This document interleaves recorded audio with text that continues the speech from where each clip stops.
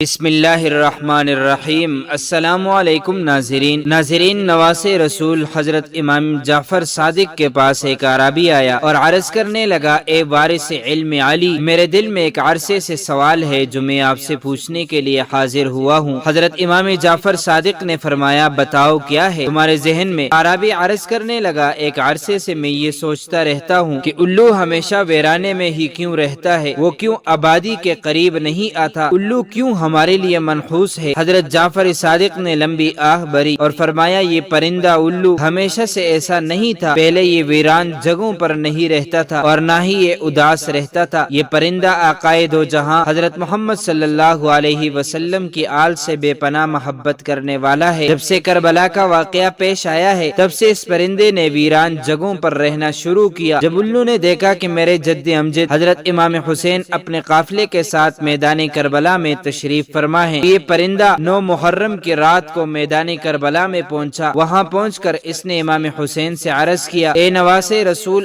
آپ مجھے حکم کریں تو میں بھی الو کی فوج لے کر آ جاتا ہوں اور ہم سب پرندے بھی مل کر آپ کے ساتھ لڑیں گے۔ الو کی بات سن کر حضرت امام حسین نے سے فرمایا، اے پرندے، یہاں اس میدان میں جو کچھ کل ہونے والا ہے، تم اس واقعے کو ساری زندگی بھول نہ پاؤ گے، تم سے یہ برداشت نہیں ہو پائے گا، تم یہاں سے چلے جاؤ، میں اللہ کی رضا پر راضی ہوں۔ حضرت سیدنا امام حسین کی زبان اقدس سے یہ الفاظ سن کر الو بہت پریشان ہوا۔ پرندے نے حضرت سیدنا حسین سے بار بار ضد کی کہ میں یہاں سے نہیں جاؤں گا۔ الو کے بار بار ضد کرنے پر مولا حسین نے اسے میدان کربلا میں رکنے کی اجازت دے دی۔ اسی طرح الو نے تمام واقعہ اپنی آنکھوں سے دیکھا کہ یزید کے فوج نے حضرت سیدنا حسین اور ان کے جانشینوں کو کس طرح سے شہید کیا، آل محمد کے اولاد کے ساتھ یزید نے کیا سلوک کیا۔ الو نے سب شہیدوں کو شہید ہوتے ہوئے اپنے آنکھوں سے دیکھا۔ جب شہیدوں اور حضرت سیدنا امام حسین کے سر انور کو بدن سے جدا ہوتے ہوئے دیکھا، وہ محمد صلی اللہ علیہ وسلم کے آل پر یزیدی فوج کا ظلم اپنی آنکھوں سے دیکھتا رہا کہ کس طرح سے حضرت سیدنا حسین کے سر مبارک کو بدن سے جدا کیا گیا، کس طرح سے انہوں نے امام حسین کے جسم اقدس کو اذیتیں دی، وہ سب کچھ دیکھتا رہا۔ الو یہ سب کچھ دیکھ رہا تھا۔ یہ سب واقعہ دیکھنے کے بعد الو کا دل و دماغ پر انسانوں کے لیے نفرت پیدا ہوئی۔ الو نے یہ واقعہ اپنے تمام خاندان کو بتایا۔ اسی دن سے الو کے دل میں انسانوں کے لیے نفرت کے سوا کچھ نہ رہا۔ یہی وجہ ہے کہ الو نے اپنے آپ کو انسان سے دور کیا ہے، جہاں پر انسان اس کو دیکھ بھی نہ سکے۔ الو رسول اللہ کی آل سے بہت محبت کرنے والا پرندہ ہے، لیکن لوگ اس پرندے کو منحوس بھی سمجھتے ہیں۔ آج کل لوگوں کا خیال ہے کہ اگر ہمارے گھر کے آس پاس بھی الو بول دے تو ہم پر کوئی نہ کوئی مصیبت آ جائے گی۔ اگر الو کسی کے چھت پر بولے تو اس کے ڈر سے اپنا گھر بار وہی چھوڑ جاتے ہیں کہ ہمارے گھر پر اب الو آ کر بیٹھ گیا ہے، ہمارے گھر پر کوئی نہ کوئی